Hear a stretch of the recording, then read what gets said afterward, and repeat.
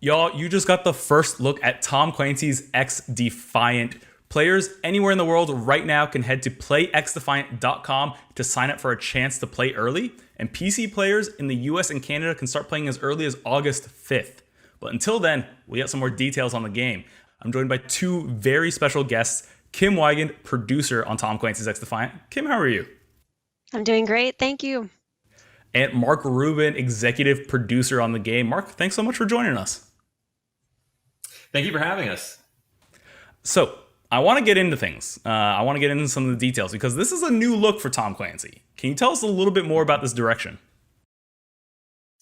So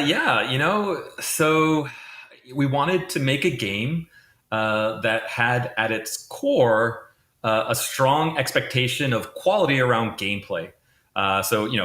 Movement, aiming, shooting, etc. All needed to feel grounded and realistic, but also smooth and reactive. And we felt that matched up really well with the Clancy universe. But we wanted to bring a very different take on the attitude that is, I would say, normally associated with Clancy. And I think you can even see that in our title. You know, the XDefiant logo is really in a kind of irreverent and rebellious take that we think flips the normally serious Clancy vibe. So tell us a little bit about what kind of game XDefiant is. At its core, XDefiant is a really fast-paced arena shooter with a reasonably fast time to kill. It should be very familiar to all players of the genre. And so you can, jump in quickly alone or with friends. You can go into it with a very competitive mindset and, really test yourself on that front.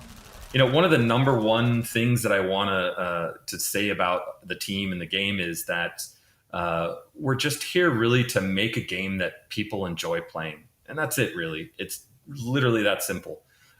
We want the beginning of this game's life to be very humble and focus on being transparent with our community and have them be involved in evolving the game. I don't think we want to have any features or parts of the game that we won't talk about with our community. And there's maybe the next game will have those improvements, as we want this game to last for years.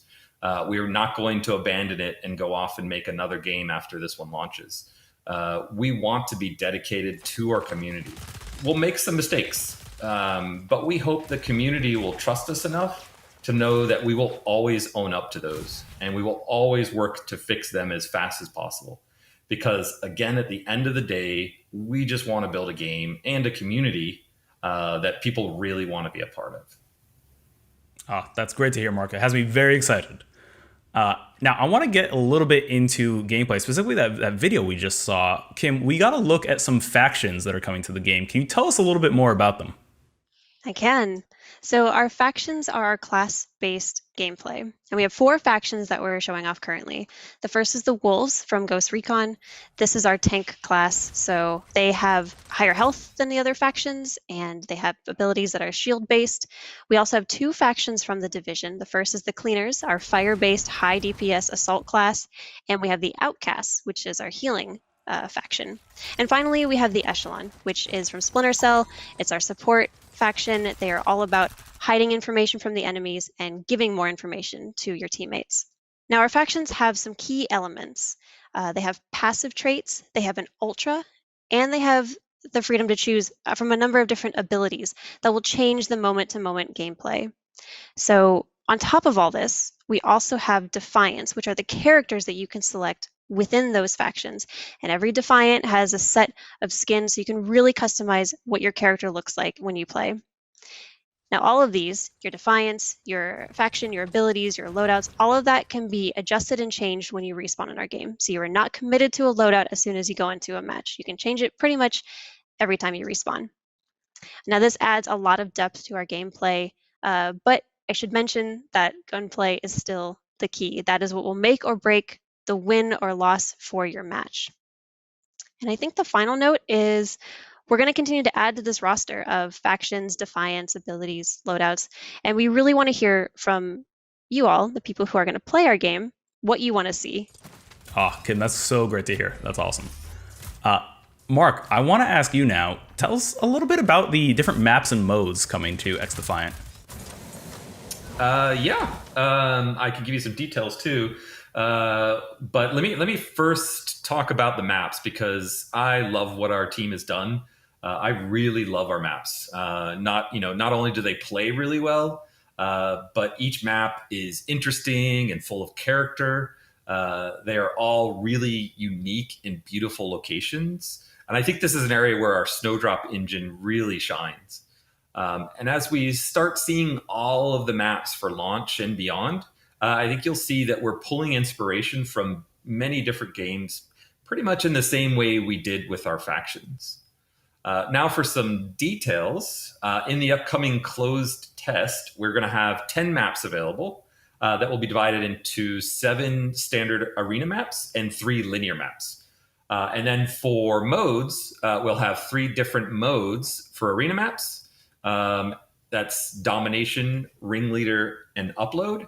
And then for the linear maps, we have 2 modes, escort and zone control.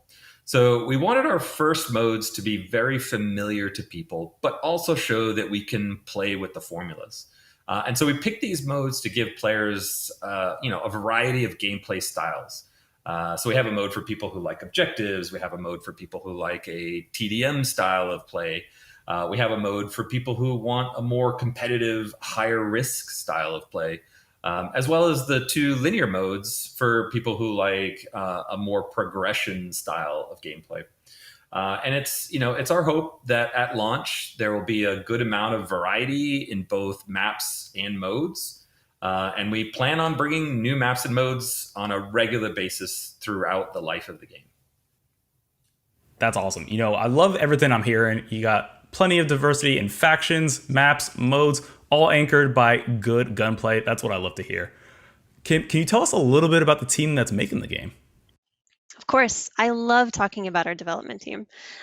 So we are led by the Ubisoft San Francisco studio. Mark and I both work at that studio, and we have a team with just incredibly diverse backgrounds and experiences in game development. Now, we've built this team of industry veterans, and we have a lot of experience in making first-person shooters. But on top of that, we have a number of production processes that are helping us get this game to a point that we're really proud of. So we have things like feedback loops and iterations that we do very quickly. We play our game every single day, and it is so fun. And it's just helping us find the fun and really emphasize that as we develop this game. Now, I will give a shout out. We have teams all around the world. It's not just Ubisoft San Francisco. We have tons of other studios helping us out. And a big thank you to them. We could not get this far without you guys. And we love the journey so far. And we're really excited to see where this goes moving forward. So we've worked really hard on this game. We're really proud of it. We think it's really special in the first-person shooter genre. And we can't wait to continue building it with you all. Oh, that's awesome. I personally know I can't wait to get my hands on it. And if you can't wait to get your hands on it either, you can head to playxdefiant.com and register for a chance to play early. The first closed test takes place August 5th and is open to PC players in the US and Canada. Head there right now and register to play.